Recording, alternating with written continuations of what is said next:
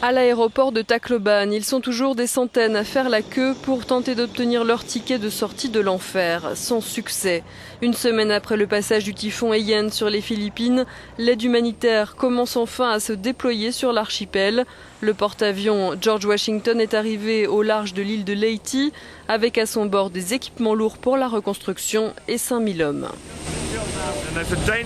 C'est dangereux de se concentrer sur Tacloban. Nous devons dispenser l'aide à d'autres endroits dès que possible. Et c'est à cela que nous travaillons hier, aujourd'hui, demain. On va être là pour un long moment. En attendant, les Philippins, affamés et désespérés, en sont parfois réduits à piller.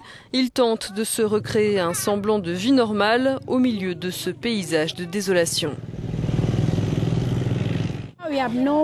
Nous n'avons pas de nourriture, pas d'eau, pas d'électricité, pas d'essence, rien, raconte cette rescapée. Et même pas de vêtements car ils ont été emportés par le vent.